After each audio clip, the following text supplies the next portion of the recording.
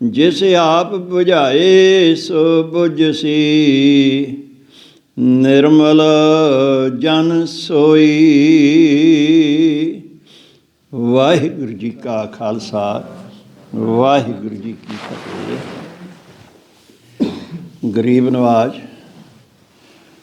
धन धन श्री गुरु ग्रंथ साहिब जी की पावन हजूरी में सजी हुई वडभागी साध संगत, सतगुरु जी ने किरपा की है। ये सुभाग घड़ी सत्संग की सानू प्राप्त हुई है। जैतसरी की वार जो पंचम पातशाह द्वारा उचारी गई है, जिस दियां सारियां पौड़ियां ते सलोक गुरु अर्जन देव द्वारा ही उचारे गए हैं। इसकी पहली पौड़ी सलोकां समेत आपां सरवण की है। ये अज सतगुरु जी ने सानू हुक्मनामा बख्शिश किया है। रहमत कर रहे हैं सतगुरु जी जैतसरी की वार सलोकां नाल। वार का जो पुरातन रूप है केवल पौड़ियां का है, जिवें भाई गुरदास जी दीयां वारां हन पौड़ियां के रूप में हैं। लेकिन गुरु महाराज ने सलोक भी नाल दर्ज किए हैं पौड़ियां दे। गायन कर लग्या जिहड़े प्रमाण हैं, जिहड़े ढाडी ते रागी पौड़ी दे पाठ करदे लाउंदे सन, उहदे नाल जो ढुकवें प्रमाण सन, वह महाराज ने आप भाई गुरदास जी नूं हदायत करके पौड़ियां दे नाल लगवाए गए। दो वारां बसंत की वार महल पंजवां, सत्ते बलवंड की रामकली राग की जिहड़ी वार आउंदी है, ये दोनों ही वारां दा पुरातन स्वरूप भी महाराज ने श्री गुरु ग्रंथ साहिब रखा है। केवल पौड़ियां के रूप में हैं दोवें वारां। बाकी 20 वारां दे नाल सारियां पौड़ियां दे नाल सलोक आए हैं। आरंभ विच मंगल है, इको अंकार सतगुर प्रसाद। अकाल पुरख परमेश्वर का जिस दे नाल मिलाप करना साडे जीवन का मनोरथ है, तो जिस दे नाल मिलाप गुरु की कृपा नाल होना है। अजिहे सतगुरु का ध्यान करके आ प्रेम दे नाल पावन उपदेश आपां सरवण करिए। सलोक। आदिपूर्ण मधपूर्ण अंतपूर्ण परमेश्वर। आदि जदों कुछ भी नहीं सी, मध जिहड़ा हुण समा चल रहा है, अंत जदों कुछ भी नहीं होवेगा, खत्म हो जाएगी सारी लीला, उदों जिहड़ा समा है। 3 समय मिथे गए हैं, पास्ट प्रैजेंट और फ्यूचर। अंग्रेजी विच 3 समय इस रूप दे विच आए हैं। सतगुरु जी कहते हैं कि वाहिगुरु परमेश्वर जो है ये सदा ही पूर्ण है, हर थां व्यापिया होया है। ये नहीं है कि किसी थां ते है तो किसी थां ते नहीं है। कट कट में हरजू बस है, संतन कहे उपकार। कोई थां अजिही नहीं है जिथे वाहिगुरु परमेश्वर दी जोत जो है वो हाजिर नहीं है। हुण भी है, एहसास करने की लोड़ है। परमात्मा दिसदा नहीं है, लेकिन उसका एहसास किया जाता है। जिवें भुख दिसदी नहीं है, लेकिन भुख का एहसास अपने आप नूं हुंदा है कि मैनूं हुण भुख लगी है। प्यास दिसदी नहीं है। खुशी गमी प्रगट हुंदी है साडे चेहरे तो। गमी होवे चेहरा उदास होएगा, खुशी होवे चेहरे ते खिड़ा होएगा। ये तो प्रगट है। लेकिन भुख दे नाल कोई दस नहीं सकता मैनूं भुख लगी, कोई कहे किहो जी भुख हुंदी है।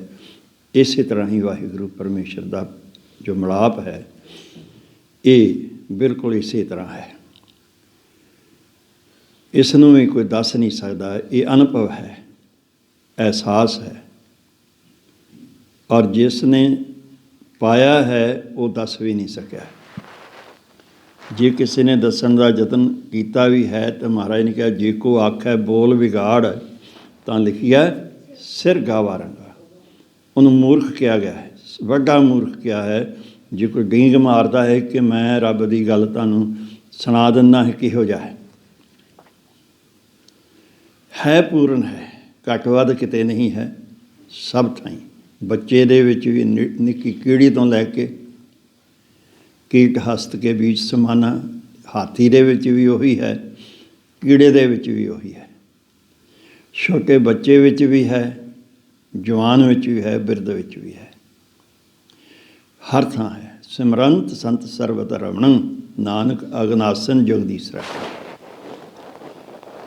ਉਹ ਵਾਹਿਗੁਰੂ ਪਰਮੇਸ਼ਰ ਜੋ ਸਦਾ ਹੀ ਹੈ ਅਤੇ ਹਰ ਥਾਂ ਹੈ, ਜਿਸ ਦਾ ਸਿਮਰਨ ਪਾਪਾਂ ਦਾ ਨਾਸ਼ ਕਰਦਾ ਹੈ ਤਾਂ ਹਰ ਥਾਂ ਹੀ ਹਾਜ਼ਰ ਹੈ, ਲੇਕਿਨ ਇਨਸਾਨ ਭੁੱਲ ਗਿਆ ਹੈ।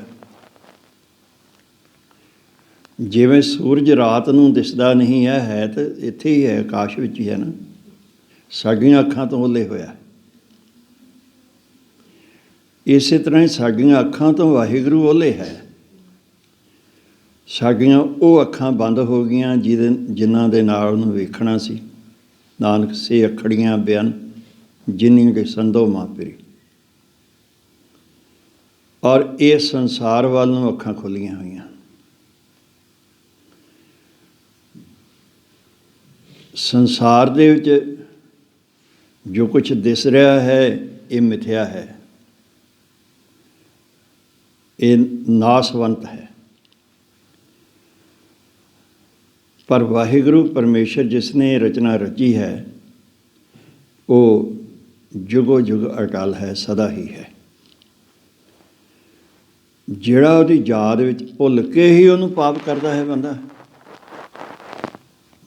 ਨਿਕ ਜਾਣੇ ਸੋ ਬੁਰਾ ਕਿਉਂ ਕਰੇ। ਜੇ ਰੱਬ ਨੂੰ ਨੇੜੇ ਸਮਝੇ ਇਨਸਾਨ ਤਾਂ ਕਦੇ ਬੁਰਾ ਕਰਦਾ ਹੀ ਨਹੀਂ, ਕਦੇ ਗਲਤੀ ਕਰਦਾ ਹੀ ਨਹੀਂ ਹੈ, ਕਦੇ ਪਾਪ ਕਰਦਾ ਹੀ ਨਹੀਂ ਹੈ। ਉਸ ਦੀ ਗੈਰ ਹਾਜ਼ਰੀ ਵਿੱਚ ਹੀ ਅਜਿਹਾ ਸਾਰਾ ਕੁਛ ਹੁੰਦਾ ਹੈ। ਜਦੋਂ ਅਸੀਂ ਇਹ ਭੁੱਲ ਜਾਂਦੇ ਹਾਂ ਕਿ ਵਾਹਿਗੁਰੂ ਤਾਂ ਕਿਤੇ ਮੰਦਰ ਵਿੱਚ, ਗੁਰਦੁਆਰੇ 'ਚ ਬੈਠਾ ਹੋਣਾ ਹੈ, ਜਾਂ ਆਕਾਸ਼ ਵਿੱਚ ਬੈਠਾ ਹੋ, ਪਤਾਲ 'ਚ ਬੈਠਾ ਹੋਣਾ, ਉਦੋਂ ਬੰਦਾ ਜਿਹੜਾ ਹੈ ਗਲਤੀਆਂ ਕਰਦਾ ਹੈ। ਰੱਬ ਦੇ ਪਿਆਰ ਵਾਲੇ ਸੰਤ ਜਿਹੜੇ ਹਨ, ਜਿਹੜੇ ਗੁਰੂ ਦੇ ਦੁਆਰਾ ਇਹ ਗੱਲ ਸਮਝ ਲੈਂਦੇ ਹਨ, ਗੁਰੂ ਸਮਝਾਉਂਦਾ ਹੈ ਸੰਤਾਂ ਨੂੰ, ਜਿਨ੍ਹਾਂ ਨੂੰ ਇਹ ਗੁਰੂ ਦੇ ਕੋਲੋਂ ਸਮਝ ਆ ਗਈ, ਉਹ ਫਿਰ ਰਮਣਨ ਕੀ ਹੁੰਦਾ ਹੈ? ਯਾਦ ਕਰਨਾ, ਉਹਦੇ ਧਿਆਨ 'ਚ ਜੁੜਦੇ ਹਨ। ਯਾਦ ਕਰਨਾ ਕੀ ਹੈ? ਧਿਆਨ 'ਚ ਜੁੜਨਾ। ਬਹੁਤ ਸਾਰੀਆਂ ਗੱਲਾਂ ਅਸੀਂ ਯਾਦ ਕਰਦੇ ਹਾਂ, ਬਹੁਤ ਸਾਰੀਆਂ ਗੱਲਾਂ ਅਸੀਂ ਬੋਲਦੇ ਹਾਂ। ਬੋਲਣ ਵਿੱਚ ਅਤੇ ਯਾਦ ਕਰਨ ਵਿੱਚ ਬਹੁਤ ਫਰਕ ਹੈ। ਜਦੋਂ ਅਸੀਂ ਚੁੱਪ ਕਰਕੇ ਕੋਈ ਗੱਲ ਯਾਦ ਕਰਦੇ ਹਾਂ ਤਾਂ ਇਹ ਸਿਮਰਨ ਹੈ। ਚਾਹੇ ਰੱਬ ਯਾਦ ਆਵੇ, ਗੁਰੂ ਦੀਆਂ ਗੱਲਾਂ ਯਾਦ ਆਉਣ, ਸੰਤਾਂ ਦੀਆਂ ਗੱਲਾਂ ਯਾਦ ਆਉਣ, ਸੰਗਤ ਦੀਆਂ ਗੱਲਾਂ ਯਾਦ ਆਉਣ, ਸੇਵਾ ਦੀਆਂ ਗੱਲਾਂ ਯਾਦ ਆਉਣ, ਇਹ ਸਿਮਰਨ ਹੈ, ਇਹ ਰੱਬ ਦਾ ਸਿਮਰਨ ਹੈ। ਜੇ ਸੰਸਾਰੀ ਗੱਲਾਂ ਯਾਦ ਆਉਣ, ਇਹ ਸੰਸਾਰ ਦਾ ਸਿਮਰਨ ਹੈ। ਜੋ ਕੁਝ ਆਪਾਂ ਵੇਖਦੇ ਹਾਂ, ਜੋ ਕੁਝ ਆਪਾਂ ਸੁਣਦੇ ਹਾਂ, ਇਹਦਾ ਅਸਰ ਸਾਡੇ ਮਨ ਦੇ ਉੱਤੇ ਹੈ। ਅੱਖਾਂ ਦੇ ਰਾਹੀਂ, ਮਨ ਦੇ ਰਾਹੀਂ, ਇਹ ਦੋਨੋਂ ਗਿਆਨ ਇੰਦਰੀਆਂ ਜਿਹੜੀਆਂ ਹਨ, ਇਹ ਦੋਨੋਂ ਹੀ ਸੰਸਾਰ ਵਾਲੇ ਪਾਸੇ ਧਿਆਨ ਲਿਜਾਂਦੀਆਂ ਹਨ। ਇਹਨਾਂ ਦਾ ਜ਼ਿਆਦਾ ਮਹੱਤਵਪੂਰਨ ਕੰਮ ਹੈ। ਉਂਝ ਤਾਂ ਚਮੜੀ ਵੀ ਗਿਆਨ ਇੰਦਰੀ ਹੈ, ਕਿਸੇ ਚੀਜ਼ ਨੂੰ ਛੂਹ ਕੇ ਜਿਹੜਾ ਹੈ ਪਤਾ ਲੱਗ ਜਾਂਦਾ ਹੈ। ਦੇਖ ਲਓ ਜਿਹੜੇ ਸੂਰਮੇ ਹੁੰਦੇ ਹਨ, ਜਿਨ੍ਹਾਂ ਦੀਆਂ ਅੱਖਾਂ ਨਹੀਂ ਹੁੰਦੀਆਂ, ਉਹ ਨੋਟ ਨੂੰ ਐਂ ਹੱਥ ਫੇਰ ਕੇ ਵੇਖ ਲੈਂਦੇ ਹਨ ਕਿ ਇਹ 100 ਦਾ ਹੈ, 50 ਦਾ ਹੈ, ਜਾਂ ਇਹ 500 ਦਾ ਹੈ। ਹੱਥ ਫੇਰ ਕੇ, ਇਹ ਛੂਹਣ ਦੀ ਸ਼ਕਤੀ ਹੁੰਦੀ ਹੈ ਉਹਨਾਂ ਦੇ ਕੋਲ। ਬੰਦੇ ਨੂੰ ਹੱਥ ਲਾ ਕੇ ਪਛਾਣ ਲੈਂਦੇ ਹਨ ਕਿਹੜਾ ਹੈ। ਭਾਵੇਂ ਅੱਖਾਂ ਨਹੀਂ ਹਨ, ਲੇਕਿਨ ਉਹਨਾਂ ਨੂੰ ਵਾਹਿਗੁਰੂ ਨੂੰ ਇਹ ਅੰਦਰ ਦੀ ਦ੍ਰਿਸ਼ਟੀ ਤੇ ਸੂਝ ਬਖਸ਼ੀ ਹੁੰਦੀ ਹੈ। ਸੋ ਰੱਬ ਦੇ ਪਿਆਰੇ ਜਿਹੜੇ ਹਨ, ਗੁਰੂ ਦੇ ਮਾਰਗ ਦੇ ਚੱਲਦੇ ਹੋਏ ਉਸ ਦੀ ਯਾਦ ਵਿੱਚ ਜੁੜਦੇ ਹਨ। ਜਾਪ ਹੀ ਜਿਹੜਾ ਹੈ, ਜਾਪ ਕਰਦੇ, ਬਾਣੀ ਪੜ੍ਹਦੇ ਹਾਂ, ਜਾਪ ਕਰਦੇ ਹਾਂ, ਇਹ ਜਾਪ ਹੈ। ਇਸੇ ਤਰ੍ਹਾਂ ਹੀ ਨਾਮ ਜਪਣਾ ਹੈ। ਬਾਣੀ ਕਹਿੰਦੀ ਹੈ ਨਾਮ ਜਪੋ।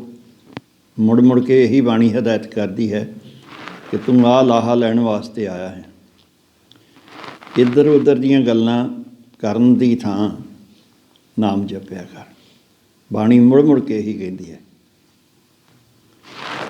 ਫਿਰ ਗੁਰੂ ਦੀ ਗੱਲ ਮੰਨ ਕੇ ਸੰਤ ਜਿਹੜੇ ਹਨ ਉਸ ਦਾ ਜਾਪ ਕਰਦੇ ਰਹਿੰਦੇ ਹਨ। ਇਹ ਜਾਪ ਹੀ ਫਿਰ ਧਿਆਨ ਬਣ ਜਾਂਦਾ ਹੈ।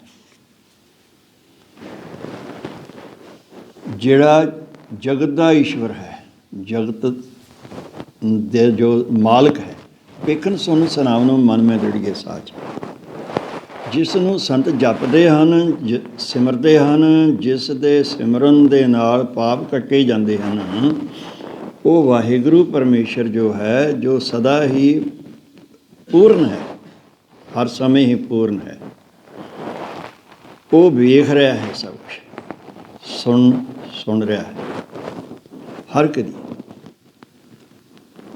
ਹਰ ਇੱਕ ਦੀ ਸੁਣ ਰਿਹਾ, ਸੁਨਾਵਨੁ ਸੁਣਾ ਵੀ ਰਿਹਾ ਹੈ ਆਪਣੀ ਗੱਲ। ਆਪਾਂ ਕਹਿੰਦੇ ਮੇਰੇ ਮਨ ਵਿੱਚ ਆਹ ਗੱਲ ਆਈ। ਜੋ ਚੰਗੀ ਗੱਲ ਆਵੇ ਤਾਂ ਇਹ ਰੱਬ ਦੀ ਗੱਲ ਹੈ। ਇਹਨੂੰ ਜ਼ਮੀਰ ਦੀ ਆਵਾਜ਼ ਕਹਿ ਦਿੰਦੇ ਹਾਂ। ਜਦੋਂ ਕੋਈ ਸਾਡਾ ਹੀ ਮਾੜੀ ਸੋਚ ਸਾਡੇ ਅੰਦਰ ਆਵੇ, ਮਾੜਾ ਖਿਆਲ ਆਵੇ, ਉਸ ਦੇ ਨਾਲ ਹੀ ਇੱਕ ਇਹ ਆਵਾਜ਼ ਆਉਂਦੀ ਹੈ ਕਿ ਜੇ ਤੂੰ ਅਜਿਹਾ ਕੀਤਾ ਤਾਂ ਇਸ ਦਾ ਤੈਨੂੰ ਆਹ ਫਲ ਭੁਗਤਣਾ ਪਊਗਾ। ਇਹ ਰੱਬ ਦੀ ਆਵਾਜ਼ ਹੈ। ਰੋਕਣ ਵਾਸਤੇ ਰੱਬ ਨੇ ਆਵਾਜ਼ ਦੇ ਦਿੱਤੀ, ਸੁਨਾਵਨੁ, ਸੁਣਾਉਂਦਾ ਹੈ। ਜਿਹੜਾ ਸੰਭਲ ਗਿਆ ਉਸ ਵੇਲੇ, ਰੋਕ ਲਿਆ ਆਪਣੇ ਆਪ ਨੂੰ ਉਹ ਕੁਛ ਕਰਨ ਤੋਂ, ਉਹ ਬਚ ਗਿਆ। ਜਿੰਨੇ ਉਸ ਆਵਾਜ਼ ਨੂੰ ਅਣਸੁਣੀ ਕਰ ਦਿੱਤਾ, ਕਿਉਂਕਿ ਰੱਬ ਹਰ ਇੱਕ ਦੇ ਅੰਦਰ ਹੈ ਨਾ, ਆਵਾਜ਼ ਤਾਂ ਦਿੰਦਾ ਹੈ, ਸੁਣਾਉਂਦਾ ਹੈ, ਉਹ ਅਣਸੁਣੀ ਕਰਨ ਵਾਲਾ ਜਿਹੜਾ ਹੈ ਉਹ ਫਿਰ ਕੁਰਾਏ ਪੈ ਜਾਂਦਾ। ਹਰ ਕਹਿੰਦੇ ਕਿ ਉਸ ਵਾਹਿਗੁਰੂ ਪਰਮੇਸ਼ਰ ਨੂੰ ਜੋ ਵੇਖਦਾ ਵੀ ਹੈ, ਸਾਨੂੰ ਸੁਣਦਾ ਵੀ ਹੈ, ਸਾਡੀਆਂ ਗੱਲਾਂ ਹਰ ਇੱਕ ਦੀਆਂ ਸੁਣਦਾ ਹੈ, ਸੁਨਾਵਨੁ ਸਾਨੂੰ ਸੁਣਾਉਂਦਾ ਵੀ ਹੈ, ਸਾਡਾ ਮਾਰਗਦਰਸ਼ਨ ਕਰਦਾ ਹੈ। ਕਈ ਗੱਲਾਂ ਦਾ ਸਾਨੂੰ ਪਤਾ ਹੀ ਨਹੀਂ ਹੁੰਦਾ, ਉਹ ਸਾਡੇ ਆਪਣੇ ਆਪ ਦਿਮਾਗ 'ਚ ਆਉਂਦੇ। ਆਪਾਂ ਕਹਿੰਦੇ ਮੇਰੇ ਦਿਮਾਗ 'ਚ ਇਹ ਗੱਲ ਕਿੱਥੋਂ ਆ ਗਈ? ਦਿਮਾਗ ਤਾਂ ਵਾਹਿਗੁਰੂ ਨੇ ਪੈਦਾ ਕੀਤਾ ਹੈ ਨਾ, ਵਾਹਿਗੁਰੂ ਨੇ ਤੇਰੇ ਦਿਮਾਗ 'ਚ ਗੱਲ ਲਿਆਂਦੀ ਹੈ। ਪੂਰਿਓ ਸਰਬਤਰ ਮੈਂ ਨਾਨਕ ਹਰ ਰੰਗ ਰਾਜ। ਇਹ ਪਿਆਰਿਆ, ਉਹ ਵਾਹਿਗੁਰੂ ਪਰਮੇਸ਼ਰ ਹਰ ਥਾਂ ਹੈ, ਸਭ ਦੇ ਵਿੱਚ ਹੈ, ਸਰਬਤਰ ਸਭ ਦੇ ਵਿੱਚ ਹੈ। ਨਾਨਕ ਹਰ ਰੰਗ ਰਾਜ, ਉਸ ਦੇ ਪਿਆਰ ਵਿੱਚ ਰਚ ਜਾ। ਰੰਗ ਕੀ ਹੈ? ਪਿਆਰ। ਉਸ ਨੂੰ ਪਿਆਰ ਕਰ, ਪਿਆਰ ਨਾਲ ਯਾਦ ਕਰਿਆ ਕਰ। ਪੌੜੀ ਹਰ ਏਕ ਨਿਰੰਜਨ ਗਾਈ ਐਸਾ ਅੰਤਰ ਸੋਈ। ਉਸ ਵਾਹਿਗੁਰੂ ਪਰਮੇਸ਼ਰ ਨੂੰ ਜੋ ਨਿਰੰਜਨ ਹੈ, ਤਿੰਨਾਂ ਗੁਣਾਂ ਤੋਂ ਅਤੀਤ ਹੈ, ਰੂਪ ਨਾ ਰੇਖ ਨਾ ਰੰਗ ਕਿਸ਼ਤਰੇ ਗੁਣ ਤੇ ਪ੍ਰਭ ਭਿੰਨ। ਤਿੰਨਾਂ ਗੁਣਾਂ ਤੋਂ ਮਾਇਆ ਦੇ ਤਿੰਨ ਗੁਣ ਹਨ, ਸਤੋ, ਰਜੋ ਅਤੇ ਤਮੋ ਗੁਣ। ਹਰ ਚੀਜ਼ ਜਿਹੜੀ ਪੈਦਾ ਕੀਤੀ ਵਾਹਿਗੁਰੂ ਨੇ, ਇਹ 'ਚ ਤਿੰਨ ਗੁਣ ਹਨ। ਵਾਹਿਗੁਰੂ ਪਰਮੇਸ਼ਰ ਜਿਹੜਾ ਹੈ ਉਹ ਤ੍ਰਿਹ ਗੁਣ ਤੇ ਭਿੰਨ ਹੈ, ਉਸ ਦੇ ਉੱਤੇ ਇਹਨਾਂ ਤਿੰਨਾਂ ਗੁਣਾਂ ਦਾ ਅਸਰ ਨਹੀਂ ਹੈ। ਇਹ ਤਿੰਨ ਗੁਣ ਜਿਹੜੇ ਹਨ ਮਾਇਆ ਦੇ ਹਨ, ਭਾਵ ਮਾਇਆ ਤਿੰਨਾਂ ਰੂਪਾਂ ਦੇ ਵਿੱਚ ਬੰਦੇ 'ਤੇ ਅਸਰ ਕਰਦੀ ਹੈ, ਹਰ ਚੀਜ਼ ਦੇ ਉੱਤੇ ਕਰਦੀ ਹੈ। ਜਦੋਂ ਬੰਦਾ ਬੰਦੇ ਦਾ ਬੁਰਾ ਤੱਕਦਾ ਹੈ ਨਾ, ਸੋਚਦਾ ਹੈ, ਤਾਂ ਉਸ ਵੇਲੇ ਤਮੋ ਗੁਣ ਉੱਤੇ ਹਾਵੀ ਹੁੰਦਾ ਹੈ। ਜਦੋਂ ਬੰਦਾ ਆਪਣਾ ਬਚਾਅ ਕਰਦਾ ਹੈ ਅਤੇ ਆਪਣਿਆਂ ਦਾ ਬਚਾਅ ਕਰਦਾ, ਉਸ 'ਤੇ ਰਜੋਗੁਣ ਹਾਵੀ ਹੁੰਦਾ ਹੈ। ਜਦੋਂ ਬੰਦਾ ਕਿਸੇ ਹੋਰ ਨੂੰ ਫਸੇ ਹੋਏ ਨੂੰ ਬਚਾ ਦਿੰਦਾ ਹੈ ਤਾਂ ਇਹ ਸਤੋਗੁਣ ਹਾਵੀ ਹੈ। ਇਹ ਮਾਇਆ ਦੇ ਤਿੰਨ ਗੁਣ ਹਨ।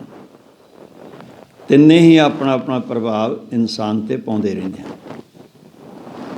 ਵਾਹਿਗੁਰੂ ਪਰਮੇਸ਼ਰ ਇਹਨਾਂ ਤਿੰਨਾਂ ਤੋਂ ਅਤੀਤ ਹੈ, ਉੱਤੇ ਕੋਈ ਅਸਰ ਨਹੀਂ, ਸਭ ਅੰਤਰ ਸੋਈ, ਜੋ ਸਭ ਦੇ ਵਿੱਚ ਹੈ। ਇਹੀ ਕਾਰਨ ਕਿ ਵਾਹਿਗੁਰੂ ਪਰਮੇਸ਼ਰ ਨਿਰੰਜਨ ਨੂੰ ਧਿਆਨ ਹੋਏ, ਜੈਸਾ ਸੇਵੇ ਤੈਸਾ ਹੋਏ, ਜਿਹੋ ਜਿਹੇ ਨੂੰ ਸਿਮਰੋਗੇ ਉਹੋ ਜਿਹੇ ਬਣ ਜਾਓ, ਤੁਹਾਡਾ ਸੁਭਾਅ ਉੱਦਾਂ ਦਾ ਬਣ ਜਾਏ। ਆਪਾਂ ਕਹਿੰਦੇ ਆਹ ਤਾਂ ਬਦਮਾਸ਼ ਹੈ ਜਾਪਦਾ, ਇਹ ਸ਼ਕਲ ਤੋਂ ਹੀ ਦਿਖਦਾ ਹੈ ਬਦਮਾਸ਼ ਹੈ। ਕਿਸੇ ਨੂੰ ਕਹਿੰਦੇ ਇਹ ਸੰਤਾਂ ਵਰਗਾ ਸੁਭਾਅ ਹੈ, ਸਾਧੂ ਸੁਭਾਅ ਦਾ ਹੈ ਬੰਦਾ। ਆਹ ਤਾਂ ਭਈ ਬੜਾ ਯੋਧਾ ਹੈ, ਇਹ ਤਾਂ ਬੜਾ ਸੂਰਵੀਰ ਹੈ। ਪਤਾ ਲੱਗ ਜਾਂਦਾ ਨਾ ਬੰਦੇ ਨੂੰ ਵੇਖ ਕੇ। ਜਿਸ ਚੀਜ਼ ਨੂੰ ਕੋਈ ਸੇਮਦਾ, ਜਿਹੋ ਜਿਹੀ ਚੀਜ਼ ਨੂੰ ਸੇਮਦਾ ਹੈ, ਮਹਾਰਾਜ ਨੇ ਸਾਨੂੰ ਸ਼ਸਤਰਾਂ ਦੀ ਪੂਜਾ ਕਰਨ ਲਈ ਕਿਹਾ ਨਾ, ਇਸ ਕਰਕੇ ਕਿ ਅਸੀਂ ਸੂਰਬੀਨ, ਸ਼ਸਤਰ ਸੂਰਮਿਆਂ ਦੇ ਹੱਥ 'ਚ ਹੁੰਦੇ ਹਨ, ਅਤੇ ਇਸ ਕਰਕੇ ਸ਼ਸਤਰਾਂ ਦੀ ਪੂਜਾ ਕਰਨ ਲਈ ਵੀ ਸਾਨੂੰ ਮਹਾਰਾਜ ਨੇ ਤਾਂ ਹੀ ਪ੍ਰੇਰਿਆ। ਆਪ ਕਰਦੇ ਰਹੇ ਹਨ ਮਹਾਰਾਜ। ਸਤਿਕਾਰ ਕਰਨਾ, ਪੂਜਾ ਕਹਿੰਦੇ ਸਤਿਕਾਰ ਕਰਨਾ। ਔਰ ਜਿਹੜਾ ਸ਼ਸਤਰਾਂ ਦੀ ਪੂਜਾ ਕਰਦਾ, ਸ਼ਸਤਰਾਂ ਸਤਿਕਾਰ ਕਰਦਾ ਹੈ, ਉਹ ਯੋਧਿਆਂ ਵਰਗਾ ਹੈ, ਸੁਰਮਾ ਚੜ੍ਹਦੀ ਕਲਾ 'ਚ ਰਹਿੰਦਾ ਹੈ। ਸਭ ਅੰਤਰ ਸੋਈ, ਸਾਰਿਆਂ ਦੇ ਅੰਦਰ ਹੈ ਉਹ। ਕਰਨ ਕਾਰਨ ਸਮਰੱਥ ਪ੍ਰਭ ਜੋ ਕਰੇ ਸੋਏ। ਫਿਰ ਸਭ ਕੁਛ ਹੀ ਕਰਨ ਦੇ ਸਮਰੱਥ ਹੈ, ਕਰਾਉਣ ਦੇ ਸਮਰੱਥ ਹੈ। ਜੋ ਚਾਹੇ ਸਾਡੇ ਕੋਲ ਕਰਾ ਸਕਦਾ ਹੈ। ਬੰਦਾ ਕਹਿੰਦਾ ਮੈਂ ਤਾਂ ਨਹੀਂ ਆਹ ਕੰਮ ਕਰ ਸਕਦਾ, ਕੋਈ ਰੱਬ ਦਾ ਪਿਆਰਾ ਪ੍ਰੇਰ ਦਿੰਦਾ, ਨਹੀਂ ਤੂੰ ਕਰ ਸਕਦਾ ਹੈ। ਕੀ ਹੋਏਗਾ? ਉਹ ਕਰ ਦੇਗਾ। ਕਿਹਨੇ ਕਰਾਇਆ? ਪਰਮੇਸ਼ਰ ਨੇ ਕਰਾਇਆ। ਉਹਨੇ ਪ੍ਰੇਰਨਾ ਕਿਹਨੇ ਕੀਤੀ? ਸਾਧੂ ਨੇ। ਪ੍ਰੇਰਨਾ, ਸਾਧੂ ਦਾ ਕੰਮ ਪ੍ਰੇਰਨਾ ਕਰਨੀ ਹੈ, ਕਰਾਉਣਾ ਉਹਨੇ ਹੈ। ਵਾਹਿਗੁਰੂ ਖਿਨ ਮੈਂ ਥਾਪ ਉਥਾਪਦਾ ਤਿਸ ਬਿਨ ਨਹੀਂ ਕੋਈ। ਖਿਨ ਵਿੱਚ, ਛਿਨ ਵਿੱਚ ਬਹੁਤੀ ਦੇਰ ਨਹੀਂ ਲੱਗਦੀ ਹੈ। ਜੋ ਚਾਹੇ ਬਣਾ ਦਿੰਦਾ ਹੈ।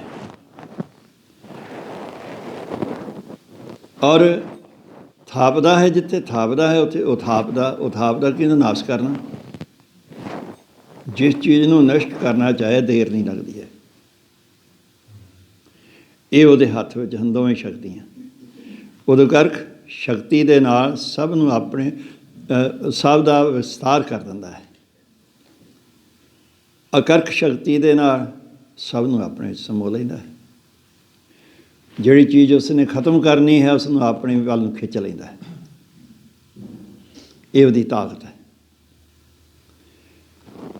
ਉਹ ਤੋਂ ਬਿਨਾਂ ਹੋਰ ਕੋਈ ਨਹੀਂ ਹੈ, ਉਹਦੇ ਵਰਗਾ ਕੋਈ ਹੋਰ ਨਹੀਂ ਹੈ। ਖੰਡ ਬ੍ਰਹਿਮੰਡ ਪਾਤਾਲ ਦੀ ਪ੍ਰਵਿਆ ਸਭ ਲੋਈ। ਫਿਰ ਹਰ ਥਾਂ ਖੰਡ ਕੀ ਹੈ? ਧਰਤੀ ਦੇ ਟੁਕੜੇ। ਜਿਵੇਂ ਧਰਤੀ ਹੈ ਸਾਰੀ, ਵੱਖਰੇ ਵੱਖਰੇ ਦੇਸ਼ ਬਣੇ ਹੋਏ ਹਨ। ਬ੍ਰਹਿਮੰਡ ਸਾਰਾ ਕੁਛ ਹੀ, ਤਾਰੇ, ਸੂਰਜ, ਚੰਦਰਮਾ ਵਿੱਚ ਆ ਗਏ, ਧਰਤੀ ਆ ਗਈ, ਆਕਾਸ਼ ਆ ਗਿਆ, ਸਾਰਾ ਕੁਛ ਇਹ ਬ੍ਰਹਿਮੰਡ ਹੈ। ਪਾਤਾਲ, ਇਸ ਦੇ ਥੱਲੇ ਜੋ ਕੁਛ ਹੈ। ਦੀਪ, ਦੀਪ ਕੀ ਹੈ? ਸਮੁੰਦਰ ਵਿੱਚ ਜਿੱਥੇ ਸੁੱਕੀ ਜਗ੍ਹਾ ਹੁੰਦੀ ਹੈ ਉਹਨੂੰ ਦੀਪ ਕਿਹਾ ਜਾਂਦਾ ਹੈ। ਜਿਵੇਂ ਲੰਕਾ ਹੈ ਸਮੁੰਦਰ ਦੇ ਵਿੱਚ ਹੈ, ਜ਼ਮੀਨ ਜਿੰਨੀ ਹੈ, ਇਸੇ ਤਰ੍ਹਾਂ ਦੇ ਹੋਰ ਬਹੁਤ ਸਾਰੇ ਦੇਸ਼ ਹਨ ਜਿਹੜੇ ਸਮੁੰਦਰ ਦੇ, ਇਹਨਾਂ ਨੂੰ ਦੀਪ ਕਿਹਾ ਜਾਂਦਾ ਹੈ। ਰਵਿਆ ਸਭ ਦੇ, ਹਰ ਥਾਂ ਹੀ ਵਾਹਿਗੁਰੂ ਹੈ। ਜਿਸ ਆਪ ਬੁਝਾਏ ਸੋ ਬੁਝ ਸੀ, ਨਿਰਮਲ ਜਨ ਸਈ। ਪਰ ਇਹ ਕੋਈ ਖੇਡ ਨਹੀਂ ਹੈ ਕਿ ਕੋਈ ਕਹੇ ਕਿ ਮੈਂ ਹੁਣੇ ਉਹਨੂੰ ਲੱਭਦਾ, ਮੈਂ ਹੁਣੇ ਉਸ ਨੂੰ ਸਾਹਮਣੇ ਲਿਆਉਣਾ ਆਪਣੇ। ਇੱਦਾਂ ਨਹੀਂ ਹੈ। ਜਿੱਥੇ ਉਹ ਆਪ ਕਿਰਪਾ ਕਰਦਾ ਹੈ ਉਹਨੂੰ ਸਮਝ ਆਉਂਦੀ ਹੈ। ਕਿਵੇਂ ਕਿਰਪਾ ਕਰਦਾ ਹੈ? ਗੁਰੂ ਨਾਲ ਮਿਲਾਪ ਪਾਉਂਦਾ ਹੈ। ਗੁਰੂ ਹੈ ਸਿੱਖਿਆ ਦਿੰਦਾ ਹੈ ਕਿ ਪਿਆਰਾ ਆਹ ਕੰਮ ਕਰਿਆ ਕਰ। ਕੀਤਾ ਲੋੜੀਏ ਕੰਮ ਸੋ ਹਰ ਭੈ ਆਖੀਐ, ਕਾਰਜ ਦੇ ਸਵਾਰ ਸਤਿਗੁਰ ਸਾਖੀਐ।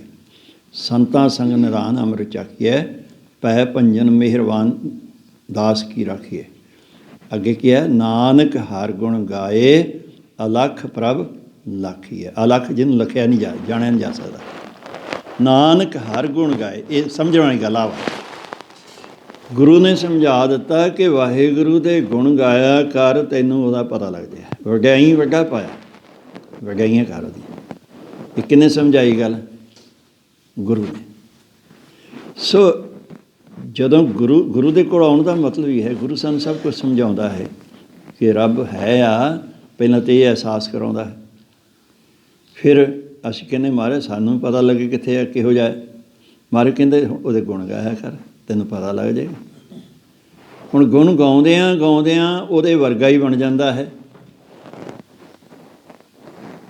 ਗੁਣ ਕਹਿ ਗੁਣੀ ਸਮਾਵਣਿਆ, ਮਹਾਰਾਜ ਦਾ ਵਚਨ ਹੈ। ਗੁਣ ਕਹਿੰਦਿਆਂ ਉਹਦੇ ਵਿੱਚ ਹੀ ਅਭੇਦ ਹੋ ਜਾਂਦਾ ਹੈ, ਜਿਹਨੂੰ ਆਪਾਂ ਕਹਿੰਦੇ ਨਾਨਕ ਸਾਧ ਪ੍ਰਭ ਭੇਦ ਨਾ ਪਾਏ। ਕੋਈ ਫਰਕ ਹੀ ਨਹੀਂ ਰਹਿ ਜਾਂਦਾ। ਸਾਰੇ ਰੱਬ ਵਾਲੇ ਗੁਣ ਉਹਦੇ ਅੰਦਰ ਆ ਜਾਂਦੇ। ਸਤਿਗੁਰੂ ਜੀ ਕਿਰਪਾ ਕਰਨ। ਇਹ ਵਾਹਿਗੁਰੂ ਦੇ ਅਹਿਸਾਸ ਦਾ ਉਪਦੇਸ਼ ਹੈ ਸਾਨੂੰ। ਕਿ ਉਹਨੂੰ ਕਿਤੇ ਦੂਰ ਨਾ ਸਮਝੋ ਕਿ ਕਿਤੇ ਦੂਰ ਹੈ, ਸਾਨੂੰ ਵੇਖ ਨਹੀਂ ਰਿਹਾ ਹੈ। ਤੁਹਾਡੀ ਹਰ ਹਰਕਤ ਨੂੰ ਉਹ ਵੇਖ ਰਿਹਾ ਹੈ, ਜੋ ਤੁਸੀਂ ਬੋਲਦੇ ਹੈ ਸੁਣਦਾ ਹੈ। ਔਰ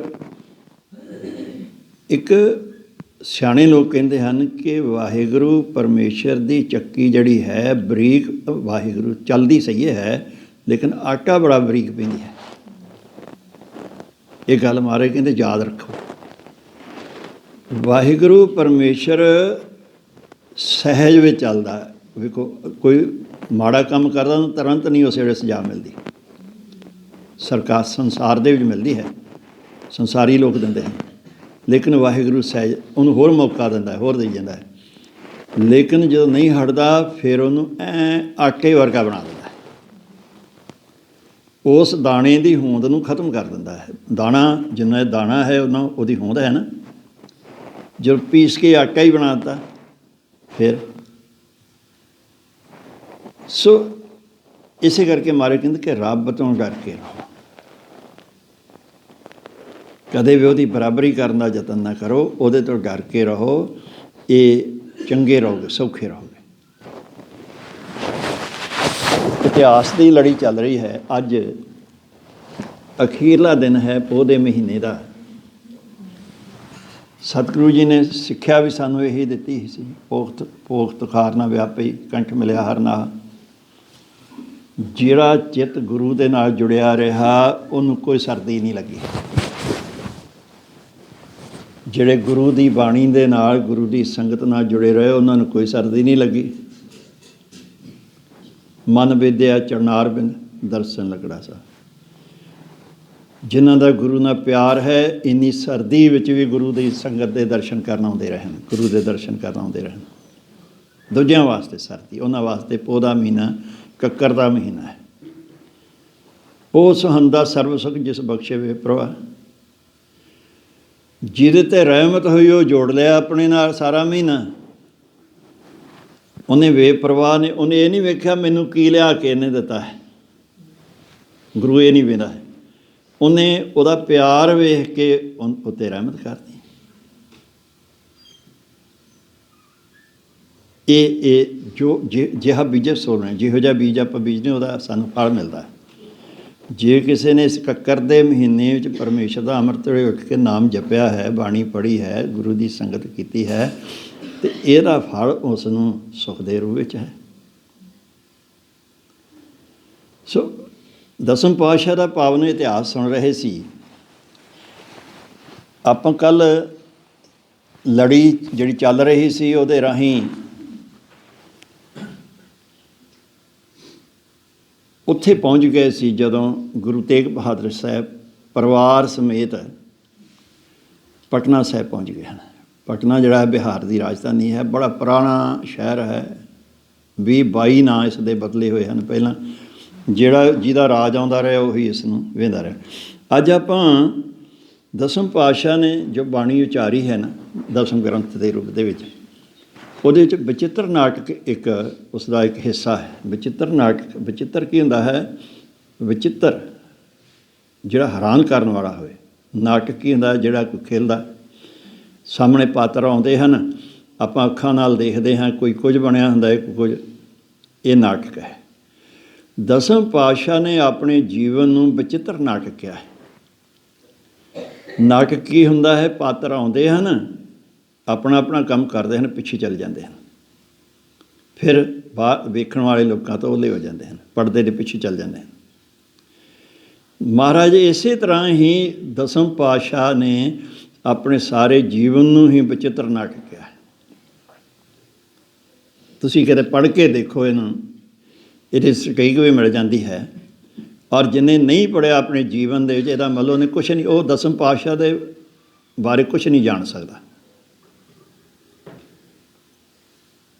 ਇਹ ਬਹੁਤ ਜ਼ਰੂਰੀ ਹਰ ਗੁਰਸਿੱਖ ਦੇ ਵਾਸਤੇ ਪੜ੍ਹਨਾ। ਜੌਹਰਨਾਮਾ ਅਰਥਾਂ ਸਮੇਤ ਮਿਲ ਜਾਂਦਾ ਹੈ, ਔਰ ਇਹ ਬਚਿੱਤਰ ਨਾਟਕ ਫਿਰ ਸਮਝ ਆਉਂਦੀ ਹੈ ਦਸਮ ਪਾਤਸ਼ਾਹ ਦੀ, ਫਿਰ ਪਤਾ ਲੱਗਦਾ ਹੈ ਖਾਲਸੇ ਦਾ। ਨਹੀਂ ਤਾਂ ਬੰਦਾ ਐਵੇਂ ਉਲਝਿਆ ਰਹਿੰਦਾ ਹੈ। ਸੋ ਸਤਿਗੁਰੂ ਜੀ ਨੇ ਆਪਣੀ ਕਥਾ ਬਚਿੱਤਰ ਨਾਟਕ ਵਿੱਚ ਕਹੀ ਹੈ। ਆਪਾਂ ਅੱਜ ਦਾ ਦਿਨ ਜਿਹੜਾ ਹੈ ਸਤਿਗੁਰੂ ਜੀ ਦੇ ਮੁਖ ਤੋਂ ਜੋ ਉਹਨਾਂ ਨੇ ਆਪ ਕਿਹਾ ਹੈ ਨਾ, ਉਹ ਆਪਾਂ ਕਥਾ ਜਿਹੜੀ ਹੈ ਸੰਖੇਪ ਰੂਪ ਵਿੱਚ ਥੋੜ੍ਹੇ ਜਿਹੇ ਸਮੇਂ ਦੇ ਵਿੱਚ ਸੁਣਦੇ ਹਾਂ। ਕੱਲ੍ਹ ਨੂੰ ਮਾਘ ਦਾ ਮਹੀਨਾ ਚੜ੍ਹਨਾ ਹੈ। ਬਸੰਤ ਰਾਗ ਸਵੇਰੇ 4 ਵਜੇ ਤੋਂ ਸ਼ੁਰੂ ਹੋ ਜਾਂਦਾ ਹੈ। ਵੈਸੇ ਸ੍ਰੀ ਹਰਿਮੰਦਰ ਸਾਹਿਬ ਦੇ ਵਿੱਚ 12 ਵਜੇ ਤੋਂ ਬਾਅਦਾਂ ਸ਼ੁਰੂ ਹੋ ਜਾਂਦਾ ਹੈ। ਸਵੇਰੇ ਆਸਾ ਕੀ ਵਾਰ ਦੇ ਵਿੱਚ ਫਿਰ ਰਾਗੀ ਸਿੰਘ ਜਿਹੜੇ ਹਨ ਜਾਂ ਉਸ ਤੋਂ ਪਹਿਲਾਂ ਜਿਹੜੇ ਸ਼ਬਦ ਪੜ੍ਹੇ ਜਾਂਦੇ ਹਨ ਉਹ ਬਸੰਤ ਰਾਗ ਵਿੱਚ ਸ਼ੁਰੂ ਕਰਦੇ। ਉੱਥੋਂ ਫਿਰ ਅੱਗੇ ਸਾਰੇ ਗੁਰਦੁਆਰਿਆਂ 'ਚ ਬਸੰਤ ਰਾਗ ਜਿਹੜਾ ਹੈ ਆਰੰਭ ਹੋ ਜਾਂਦਾ ਹੈ। ਦੂਸਰਾ ਅੱਜ ਇੱਕ ਤਿਉਹਾਰ ਵੀ ਹੈ ਲੋਹੜੀ, ਜਿਹਨੂੰ ਆਉਂਦੇ ਹਾਂ ਆਪਾਂ। ਕੋਈ ਰਾਰੇ ਨਾਲ ਲੋਹਰੀ ਕਹਿੰਦਾ ਹੈ, ਕੋਈ ਲੋਹੜੀ ਕਹਿੰਦਾ ਹੈ। ਜਿਵੇਂ ਦਿਵਾਲੀ ਦਾ ਤਿਉਹਾਰ ਹੈ, ਮੌਸਮ ਦੇ ਬਦਲਣ ਦੇ ਨਾਲ ਇਸ ਦਾ ਸੰਬੰਧ ਹੈ। ਅੱਤ ਦੀ ਗਰਮੀ ਤੋਂ ਬਾਅਦਾਂ ਜਦੋਂ ਸਰਦੀ ਸ਼ੁਰੂ ਹੁੰਦੀ ਉਦੋਂ ਦਿਵਾਲੀ ਮਨਾਉਂਦੇ ਹਨ। ਸਾਡੇ ਦੇਸ਼ ਦੇ ਪੁਰਾਤਨ ਤਿਉਹਾਰ ਹਨ। ਇਸੇ ਤਰ੍ਹਾਂ ਲੋਹੜੀ ਜਿਹੜੀ ਹੈ ਅੱਤ ਦੀ ਸਰਦੀ ਤੋਂ ਬਾਅਦ ਮੌਸਮ ਹੁਣ ਕੱਲ੍ਹ ਤੋਂ ਬਦਲਣਾ ਸ਼ੁਰੂ ਹੋ ਜਾਏਗਾ। ਸਿਆਣੇ ਕਹਿੰਦੇ ਹੁੰਦੇ ਹਨ ਕਿ ਲੋਹੜੀ ਵਾਲੇ ਦਿਨ ਜਿਹੜਾ ਦਿਨ ਹੈ ਇਹ ਬੱਕਰੇ ਜਿੰਨੀ ਛਾਲ ਮਾਰਦਾ, ਭਾਵ 1 ਘੰਟੇ ਦੇ ਕਰੀਬ ਦਿਨ ਜਿਹੜਾ ਹੈ ਵੱਧ ਜਾਂਦਾ ਹੈ ਲੋਹੜੀ ਵਾਲੇ ਦਿਨ ਤੱਕ। 22 ਦਸੰਬਰ ਤੋਂ ਬਾਅਦਾਂ ਵਧਣੇ ਸ਼ੁਰੂ ਹੋ ਜਾਂਦੇ ਹਨ ਦਿਨ। ਇਹ ਤਕਰੀਬਨ ਘੰਟੇ ਦਾ ਫਰਕ ਪੈ ਜਾਂਦਾ ਹੈ ਅੱਜ ਦੇ ਦਿਨ ਤੋਂ। ਅੱਗੇ ਹੋਰ ਵੱਡੇ ਹੁੰਦੇ ਜਾਣੇ ਹਨ ਦਿਨ, ਰਾਤਾਂ ਛੋਟੀਆਂ ਹੁੰਦੀਆਂ ਜਾਣੀਆਂ। ਸੋ ਇਸ ਤਿਉਹਾਰ ਦੇ, ਇਹ ਸਿਰਫ ਤਿਉਹਾਰ ਹਨ ਦੋਵੇਂ, ਸਾਰਾ ਸਮਾਜ ਹੀ ਮਨਾਉਂਦਾ ਹੈ ਇਹਨਾਂ ਨੂੰ। ਅਤੇ ਇਹਦੇ ਵਿੱਚ ਜਿਹੜਾ ਇਹਨਾਂ ਦੇ ਨਾਲ ਗੱਲਾਂ ਜੋੜ ਲਈਆਂ ਆਪਾਂ ਜਿਹੜੀਆਂ ਹਨ, ਜਿਵੇਂ ਦਿਵਾਲੀ 'ਤੇ ਪਟਾਕੇ ਬੰਬ ਚਲਾਉਣੇ ਸ਼ੁਰੂ ਕਰ ਦਿੱਤੇ ਜਾਂ ਹੋਰ ਜਿਹੜੀਆਂ ਮਠਿਆਈਆਂ ਵੰਡਣੀਆਂ ਸ਼ੁਰੂ ਕਰ ਦਿੱਤੀਆਂ, ਇਹ ਖੁਸ਼ੀ ਮਨਾਉਣ ਦਾ ਇੱਕ ਸਾਡੇ ਦੇਸ਼ ਦੇ ਲੋਕਾਂ ਦਾ ਇੱਕ ਤਰੀਕਾ ਹੈ ਕਿਵੇਂ ਖੁਸ਼ੀ ਮਨਾਉਣੀ ਹੈ। ਇਸੇ ਤਰ੍ਹਾਂ ਹੀ ਲੋਹੜੀ ਜਿਹੜੀ ਹੈ ਅੱਜ ਦੇ ਦਿਨ ਅੱਗ ਬਾਲ ਲੈਂਦੇ ਹਨ ਲੋਕ, ਅਤੇ ਅੱਗ ਬਾਲ ਕੇ ਅਤੇ ਉਹਦੇ ਕੋਲ ਬੈਠ ਜਾਂਦੇ ਹਨ ਕਿ ਚਲੋ ਸਰਦੀ ਦੀ ਆਖਰੀ ਅੱਗ ਸੇਕ ਲਈਏ। ਕਿਉਂਕਿ ਹੁਣ ਸਾਧਨ ਬਣ ਗਏ ਸਾਡੇ ਕੋਲ।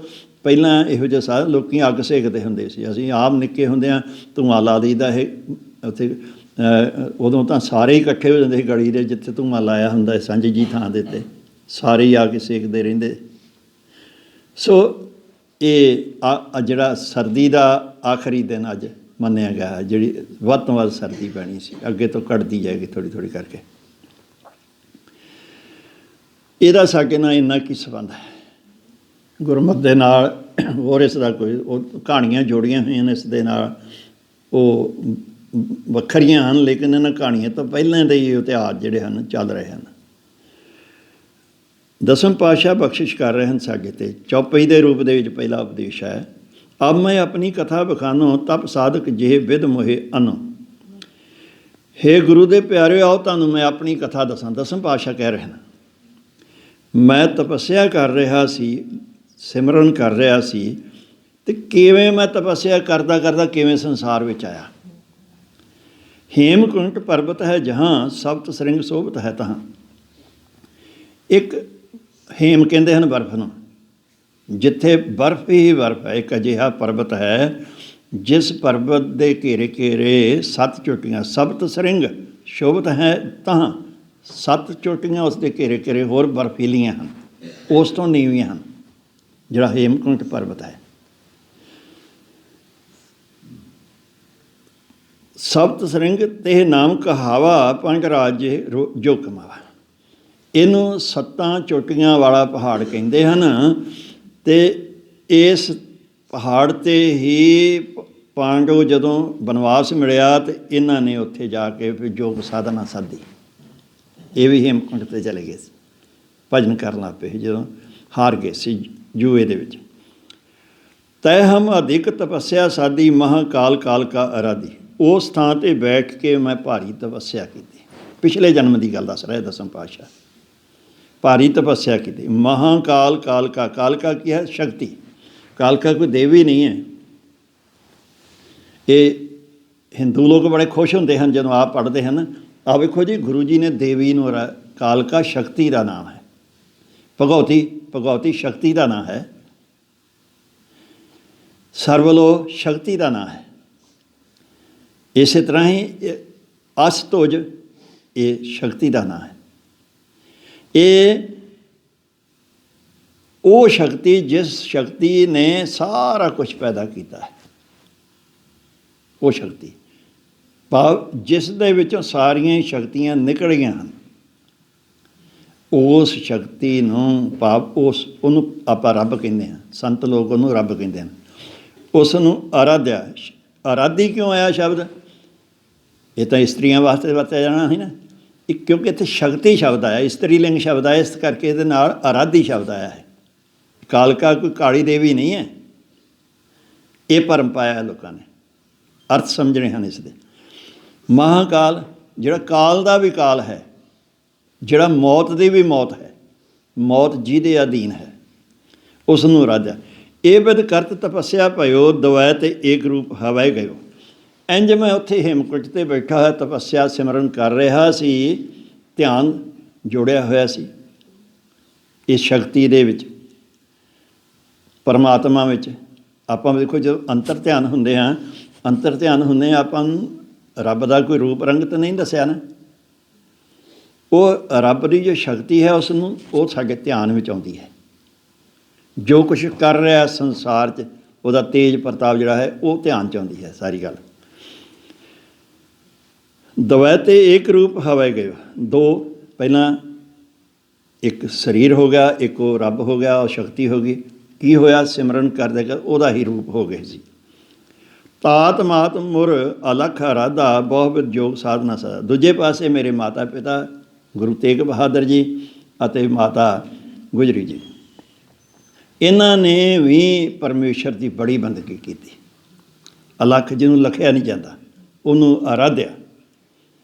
ਬਹੁਤ ਯੋਗ ਸਾਧਨ ਹੈ, ਬੜਾ ਇਕਾਗਰਤਾ। ਸਿਮਰਨ ਕੀ ਹੈ? ਇਕਾਗਰਤਾ, ਮਨ ਨੂੰ ਇਕਾਗਰ ਕਰਨਾ ਹੈ। ਯੋਗ ਸਾਧਨਾ ਦਾ ਮਤਲਬ ਇਹ ਨਹੀਂ ਕਿ ਜੋਗੀਆਂ ਵਾਲੇ ਜੋ ਸਾਧਨ ਕੀਤੇ, ਸਿਮਰਨ ਯੋਗ ਹੈ। ਯੋਗ ਦਾ ਅਰਥ ਹੀ ਕੀ ਹੈ? ਮਨ ਨੂੰ ਟਿਕਾਉਣਾ। ਸਿਮਰਨ ਮਨ ਨੂੰ ਟਿਕਾਉਣਾ ਹੈ, ਇੱਕ ਦੇ ਉੱਤੇ ਆਪਣੇ ਧਿਆਨ ਨੂੰ ਇਕਾਗਰ ਕਰ ਦੇਣਾ। ਇੱਕ ਵਾਹਿਗੁਰੂ ਦੇ ਉੱਤੇ, ਵਾਹਿਗੁਰੂ ਸ਼ਕਤੀ ਹੈ ਜੋ, ਉਸ 'ਤੇ ਇਕਾਗਰ ਕਰ ਦੇਣਾ। ਇਹ ਯੋਗ ਸਾਧਨਾ ਇਹ ਹੈ। ਇਹਦੇ ਨਾਲ ਬਾਕੀ ਜਿਹੜੀਆਂ ਗੱਲਾਂ ਜੋੜਤੀਆਂ, 8 ਕਿਸਮ ਦਾ ਜਿਹੜੇ ਉਹਨਾਂ ਦੇ ਸਾਧਨ ਹਨ, ਉਹਦੇ ਨਾਲ ਕੋਈ ਮਤਲਬ ਨਹੀਂ ਹੈ ਗੁਰਮਤਿ ਦਾ। ਇੱਥੇ ਯੋਗ ਸਾਧਨਾ ਮਤਲਬ ਇਕਾਗਰ ਹੋ ਕੇ ਵਾਹਿਗੁਰੂ ਪਰਮੇਸ਼ਰ ਨੂੰ ਧਿਆਨ 'ਚ ਲਿਆਂਦਾ। ਤਿੰਨ ਜੋ ਕਰੀ ਅਲਖ ਕੀ ਸੇਵਾ, ਤਾਂ ਤੇ ਪੈ ਪ੍ਰਸੰਨ ਗੁਰਦਿਆ। ਜੋ ਉਹਨਾਂ ਨੇ ਵਾਹਿਗੁਰੂ ਪਰਮੇਸ਼ਰ ਦੀ ਸੇਵਾ ਪਰਉਪਕਾਰ ਕੀਤਾ ਸੰਸਾਰ ਵਿੱਚ, ਵਾਹਿਗੁਰੂ ਖੁਸ਼ ਹੋ ਗਿਆ ਉਹਨਾਂ ਦੇ 'ਤੇ।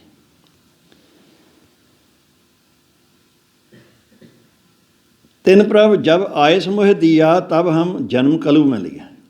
ਕੀ ਕਹਿੰਦੇ? ਕਹਿੰਦੇ ਆਇਸ ਹੁਕਮ, ਕਹਿੰਦੇ ਮੈਨੂੰ ਰੱਬ ਨੇ ਹੁਕਮ ਦੇ ਦਿੱਤਾ ਕਿ ਲੈ ਵੀ ਤੂੰ ਹੁਣ ਸੰਸਾਰ 'ਚ ਤੈਨੂੰ ਭੇਜਣ ਲੱਗਾ। ਤਬ ਹਮ ਜਨਮ ਕਲੂ ਮੈਂ ਲਿਆ। ਕਲੂ ਕਲਯੁਗ, ਇਹ ਸੰਸਾਰ ਦੇ ਵਿੱਚ ਆ ਕੇ ਫਿਰ ਮੈਂ ਜਨਮ ਲਿਆ। ਮਾਤਾ ਗੁਜਰੀ ਜੀ ਦੀ ਕੁੱਖ ਤੋਂ ਗੁਰੂ ਤੇਗ ਬਹਾਦਰ ਪਾਤਸ਼ਾਹ ਪਿਤਾ ਦੇ ਘਰ ਦੇ ਵਿੱਚ ਜਨਮ ਲਿਆ।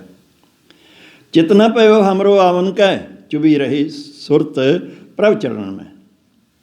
ਮੇਰਾ ਨਹੀਂ ਸੀ ਆਉਣ ਨੂੰ ਜੀ ਕਰਦਾ। ਦਸਮ ਪਾਤਸ਼ਾਹ ਕਹਿੰਦੇ ਹਨ ਕਿ ਉਹ ਜੁੜੇ ਹੋਏ ਸੀ ਨਾ। ਬੰਦਾ ਸਿਮਰਨ ਕਰਦਾ ਹੋਵੇ ਨਾ, ਕਿਸੇ ਪਾਸੇ ਆਵਾਜ਼ ਆ ਜਾਵੇ ਜਾਂ ਕੋਈ ਕਿਸੇ ਪਾਸੇ ਕੋਈ, ਉਹਦਾ ਉੱਠਣ ਨੂੰ ਜੀ ਨਹੀਂ ਕਰਦਾ। ਜਿਹੜਾ ਜੁੜਿਆ ਹੋਇਆ ਹੈ ਉਹਦਾ ਨਹੀਂ ਫਿਰ ਉੱਠਣ ਨੂੰ ਜੀ ਕਰੇਗਾ। ਸੋ ਇੱਦਾਂ ਹੀ ਮਾਰੇ ਕਹਿੰਦੇ ਮੇਰਾ ਨਹੀਂ ਜੀ ਕਰਦਾ ਮੈਂ ਆਵਾਂ ਸੰਸਾਰ ਦੇ ਵਿੱਚ, ਪਰ ਹੁਕਮ ਹੋ ਗਿਆ ਵਾਹਿਗੁਰੂ ਦਾ, ਕਿਉਂਕਿ ਮੇਰੀ ਸੁਰਤੀ ਉਹਦੇ ਜੁੜੀ ਰਹੀ ਸੀ। ਇਸ ਤੋਂ ਅੱਗੇ ਮਹਾਰਾਜ ਨੇ ਇੱਕ ਚੌਪਈ ਹੋਰ ਰਚੀ ਹੈ, ਜਿਹਦੇ ਵਿੱਚ ਇਹ ਸਾਰਾ ਪ੍ਰਸੰਗ ਲੰਮਾ ਦਿੱਤਾ ਹੋਇਆ ਹੈ ਕਿ ਵਾਹਿਗੁਰੂ ਨੇ ਮੈਨੂੰ ਸਾਰਾ ਕੁਝ ਦੱਸਿਆ ਕਿ ਮੈਂ ਇਹ ਸ੍ਰਿਸ਼ਟੀ ਪੈਦਾ ਕੀਤੀ, ਇਹਦੇ ਵਿੱਚ ਆਹ ਜਿਹੜੇ ਸੀ ਭੇਜੇ, ਪੈਗੰਬਰ ਭੇਜੇ, ਅਵਤਾਰ ਭੇਜੇ, ਦੈਂਤ ਭੇਜੇ, ਹੋਰ ਸਾਰਾ ਕੁਝ ਭੇਜਿਆ। ਲੇਕਿਨ ਉਹਨਾਂ ਨੇ ਮੇਰਾ ਨਾਮ ਜਪਾਉਣ ਦੀ ਥਾਂ ਆਪਣਾ ਹੀ ਆਪ ਹੀ ਰੱਬ ਬਣ ਕੇ ਬੈਠ ਗਏ। ਉਹ ਸਾਰਾ ਪ੍ਰਸੰਗ ਉਹਦੇ ਵਿੱਚ ਹੈ। ਸੋ ਅੱਗੇ ਇੱਕ ਹੋਰ ਚੌਪਈ ਇਹ ਹੈ, ਮੈਂ ਆਪਣਾ ਸੁਤ ਤੋਹੇ ਨਿਵਾਜਾ, ਪੰਥ ਪਰਚਰ ਕਰਬੇ ਕੋ ਸਾਜਾ। ਵਾਹਿਗੁਰੂ ਨੇ ਮੈਨੂੰ ਕਿਹਾ ਕਿ ਤੈਨੂੰ ਮੈਂ ਆਪਣਾ ਪੁੱਤਰ ਬਣਾ ਲਿਆ। ਦਸਮ ਪਾਤਸ਼ਾਹ ਨੇ ਇਸੇ ਕਰਕੇ ਹੀ ਆਪਣੇ ਆਪ ਨੂੰ ਰੱਬ ਨਹੀਂ ਕਿਹਾ, ਉਹ ਅੱਗੇ ਆਵੇਗਾ। ਮੈਂ ਤੈਨੂੰ ਆਪਣਾ ਪੁੱਤਰ ਨਵਾਜ ਦਿੱਤਾ, ਭਾਵ ਪ੍ਰਵਾਨ ਕਰ ਲਿਆ। ਕਾਹਦੇ ਵਾਸਤੇ? ਪੰਥ ਪਰਚਰ ਕਰਵੇ ਕੋ, ਜਗਤ ਵਿੱਚ ਇੱਕ ਪੰਥ ਪ੍ਰਗਟ ਕਰਨਾ ਹੈ। ਇਹ ਜਾ ਕੇ ਤੂੰ ਪ੍ਰਗਟ ਕਰਾਂ, ਇਸ ਕਰਕੇ ਤੈਨੂੰ ਮੈਂ ਇਸ ਸੰਸਾਰ 'ਚ ਭੇਜਿਆ ਹੈ। ਕਬ ਵਾਚ ਗੁਰੂ ਜੀ ਦਾ ਬਚਨ ਹੈ, ਦੋਹਰੇ ਦਰੂਏ। ਠਾਂਡ ਪਇਓ ਮੈਂ ਜੋਰ ਕਰ ਬਚਨ ਕਹਾ ਸਿਰ ਨਿਆਏ, ਪੰਥ ਚਲੇ ਤਬ ਜਗਤ ਮੈਂ ਜਬ ਤੁਮ ਕਹੋ ਕਰੋ ਸਹਾਏ। ਕਹਿੰਦੇ ਮੈਂ ਖੜਾ ਹੋ ਗਿਆ ਹੱਥ ਜੋੜ ਕੇ, ਵਾਹਿਗੁਰੂ ਜੀ ਨੂੰ ਵੇਖ ਲਓ ਤੁਸੀਂ, ਇੱਕ ਕਮਾਲ ਦੀ ਕਥਾ ਹੈ ਜਿਹੜੀ ਮਹਾਰਾਜ ਨੇ ਦੱਸੀ ਹੈ। ਕਹਿੰਦੇ ਮੈਂ ਖੜਾ ਹੋ ਗਿਆ, ਖੜਾ ਹੋ ਕੇ ਹੱਥ ਜੋੜ ਕੇ ਕਿਹਾ ਕਿ ਪੰਥ ਚਲੇ ਤਬ ਜਗਤ ਮੈਂ ਜਬ, ਪੰਥ ਤਾਂ ਹੀ ਚੱਲੇਗਾ ਜੇ ਤੁਸੀਂ ਮੇਰੀ ਮਦਦ ਕਰੋਗੇ ਤਾਂ। ਫਿਰ ਮਹਾਰਾਜ ਕਹਿੰਦੇ ਚੌਪੀ ਫਿਰ ਆਉਂਦੀ ਹੈ, ਇਹ ਕਾਰਨ ਪ੍ਰਭ ਮੋਹਿ ਪਠਾਇਓ ਤਬ ਮੈਂ ਜਗਤ ਜਨਮ ਧਾਰਾਇਓ। ਐਸ ਵਾਸਤੇ ਮੈਨੂੰ ਵਾਹਿਗੁਰੂ ਨੇ ਆਪ ਹੁਕਮ ਕਰਕੇ ਸੰਸਾਰ ਵਿੱਚ ਭੇਜਿਆ ਹੈ। ਜਿਮ ਤਿਮ ਕਹੀ ਤਿਵੇਂ ਤਿਮ ਕਰਹੂੰ, ਔਰ ਕਿਸੂ ਤੇ ਬੈਰ ਨਾ ਕਹੂੰ। ਮੇਰਾ ਕਿਸੇ ਨਾਲ ਵੈਰ ਨਹੀਂ ਜੇ। ਮਹਾਰਾਜ ਨੇ ਰੱਖਿਆ ਵਾਸਤੇ ਯੁੱਧ ਕੀਤੇ ਹਨ ਜਿੰਨੇ ਕੀਤੇ, ਜਿਹੜੇ ਹਮਲੇ ਦੁਸ਼ਮਣਾਂ ਵੱਲੋਂ ਹੋਏ ਸਨ। ਕਿਸੇ 'ਤੇ ਹਮਲਾ ਕਰਕੇ ਕਿਸੇ ਦਾ ਥਾਂ ਨਹੀਂ ਮੱਲਿਆ ਮਹਾਰਾਜ ਨੇ। ਜਿਹੜੇ ਲੋਕ ਜਰਦੇ ਨਹੀਂ ਸਨ ਦਸਮ ਪਾਤਸ਼ਾਹ ਨੂੰ, ਉਹਨਾਂ ਨੇ ਜਿਹੜਾ ਸੀ ਆਪ ਆ ਕੇ ਖਾਮਖਾ ਮਹਾਰਾਜ ਨੂੰ ਜਿਹੜਾ ਸੀ ਇਹ ਯੁੱਧ ਦੇ ਵਿੱਚ ਝੋਂਕਿਆ ਹੈ। ਜਿਮ ਤਿਮ ਕਹੀ ਤਿਵੇਂ ਤਿਮ ਕਰਹੂੰ, ਔਰ ਕਿਸੀ ਸੇ ਬੈਰ ਨਾ। ਜੋ ਵਾਹਿਗੁਰੂ ਨੇ ਮੈਨੂੰ ਕਿਹਾ ਮੈਂ ਉਹ ਹੀ ਕਰਦਾ ਰਿਹਾ ਸਾਰੇ। ਜੋ ਹਮਕੋ ਪਰਮੇਸ਼ਰ ਉਚਰ ਹੈ ਤੇ ਸਭ ਨਰਕ ਕੁੰਡ ਮੈਂ ਪਰ ਹੈ। ਜਿਵੇਂ ਤੁਸੀਂ ਰਾਮਚੰਦਰ ਜੀ ਨੂੰ ਰੱਬ ਕਹਿੰਦੇ ਹੋ, ਜਿਵੇਂ ਤੁਸੀਂ ਕ੍ਰਿਸ਼ਨ ਜੀ ਨੂੰ ਰੱਬ ਕਹਿੰਦੇ ਹੋ, ਕੱਲ੍ਹ ਨੂੰ ਮੈਨੂੰ ਵੀ ਨਾ ਕਹਿਣ ਲੱਗ ਪਿਓ। ਮੈਂ ਤਾਂ ਉਹਦਾ ਦਾਸ ਹਾਂ, ਮੈਂ ਉਹਦਾ ਪੁੱਤਰ ਹਾਂ, ਉਹਨੇ ਮੈਨੂੰ ਪੁੱਤਰ ਬਣਾ ਕੇ ਭੇਜਿਆ ਹੈ। ਪੁੱਤਰ ਪਿਓ ਨਹੀਂ ਨਾ ਹੋ ਸਕਦਾ। ਪੁੱਤਰ ਪਿਓ ਦੀ ਥਾਂ ਨਹੀਂ ਲੈ ਸਕਦਾ ਹੈ। ਪੁੱਤਰ ਪਿਓ ਤਾਂ ਬਣ ਸਕਦਾ ਹੈ ਅੱਗੇ ਉਹਦੇ ਬੱਚੇ ਹੋਣ ਤਾਂ, ਲੇਕਿਨ ਪਿਓ ਦੀ ਥਾਂ ਪਿਓ ਦੀ ਥਾਂ ਹੀ ਹੈ। ਰੱਬ ਦਾ ਪਿਆਰਾ ਰੱਬ ਵਰਗਾ ਬਣ ਸਕਦਾ ਹੈ, ਲੇਕਿਨ ਰੱਬ ਨਹੀਂ ਹੈ। ਇਹੀ ਫਰਕ ਹੈ। मोको परम पुरख मैं हूँ परम पुरख को दासा, मोको दास तमन का जानो, जा मैं भेद न रंच पछानो। हे गुरसिखो, हे रब दे प्यारिओ, मैनू रब दा दास समझिओ। ये गल दे उत्ते रत्ती जिन्ना भी किंतु नहीं जे करना। भी जो दसम पातशाह ने कहा, कहते यह गल ध्यान नाल सुन लो, मैं रब दा दास हाँ। मैं हूँ परम पुरख को दासा, देखन आयो जगत तमाशा है। मैं परम पुरख वाहिगुरू दा दास हाँ, तो इस जगत विच आह जगत का तमाशा वेखण वेखते हैं। देखो सारा तमाशा वेख्या, वेख लो। परिवार, फिर विआह होए, 3 विआह होए, फिर बाल बच्चे 4 होए, सारा कुछ नंद दी पुरी वसाली, सारा कुछ। फिर पौंके साहिब नूं भाग ला दिते, फिर युद्ध भी कीते, ये सारा कुछ वेखो। फिर चमकौर का युद्ध, परिवार का विछड़ना, ये जगत तमाशा यही है ना। यह कुछ सारे नहीं होंदा। मारे कहते तमाशा मैं वेखण वास्ते इत्थे आया हाँ। जो प्रभ जगत कहा सो कहूँ, मृत लोक ते मोह न रहो। मृत लोक की है आ जिहड़ा लोक, इन्हूं मृत्यु लोक कहते हैं। इत्थे हर एक दी मौत हुंदी, हर चीज़ का नाश हुंदा है। कहते जो वाहिगुरू ने कहा वो मैं तुहानूं सारी गल दस रहा जे। दसम पातशाह कहते इस संसार च आके मैं चुप नहीं रहिंदा। जो वाहिगुरू ने मैनूं कहा मैं तो उही कुछ ही कर रहा। वाहिगुरू अगे फिर एक छंद दा नाराज छंद है बचित्र नाटक विच। ये फिर महाराज ने कई दस्या है कि मैं किसी भेख दे विच नहीं, मैं किसी मतलब जिहड़ा मेरा ध्यान है वो वाहिगुरू परमेश्वर विच ही है। हम एक काज जगत मोह आए, धर्म हेत गुर दे पठाए। मैं तो रब दे वालों भेजिया होया हाँ, उहदा दास हाँ। वाहिगुरू ने धर्म वास्ते ही इत्थे स्थापित करने वास्ते मैनू वाहिगुरू ने भेजा है। जहाँ जहाँ तुम धर्म बिथारो, दुष्ट दोखियन पकड़ पछारो। जा दसम पातशाह कहते जा, जिथे जिथे कोई धर्म का विरोध करता है, धर्मी लोगों का विरोध करता है, उन्होंने पकड़ पड़ के सजा दे दो। जाही काज धरा हम जन्म, समझ लिहो साधु सब मन। इसे काम वास्ते ही मैं जन्म लिया है वाहिगुरू के हुक्म दे नाल। हे रब दे प्यारिओ, सारे लोगों सुन लो इस गल नूं, मेरा आउण दा कोई होर मनोरथ नहीं है। धर्म चलावन संत उभारन, दुष्ट सबन को मूल उपारन। ਮੈਂ ਵਾਹਿਗੁਰੂ ਵੱਲੋਂ ਜੋ ਭੇਜਿਆ ਹੋਇਆ ਹਾਂ, ਮੇਰਾ ਕੰਮ ਕੀ ਹੈ? ਧਰਮ ਨੂੰ ਚਲਾਉਣਾ, ਸੰਤਾਂ ਨੂੰ ਬਚਾਉਣਾ। ਸੰਤਾਂ ਦਾ ਕੀ? ਗੁਰੂ ਅਰਜਨ ਦੇਵ ਜੀ ਦੇ ਨਾਲ ਕੀ ਵਾਪਰਿਆ ਦੇਖੋ, ਬ੍ਰਹਮ ਗਿਆਨੀ ਸਨ। ਹੋਰ ਇਹੋ ਜਿਹੇ ਸੰਤਾਂ ਦਾ ਬਹੁਤ ਕੁਛ ਵਾਪਰਿਆ। ਕਹਿੰਦੇ ਮੇਰਾ ਕੰਮ ਵਾਹਿਗੁਰੂ ਨੇ ਸੰਤਾਂ ਨੂੰ ਬਚਾਉਣ ਦਾ ਕਿਹਾ ਹੈ।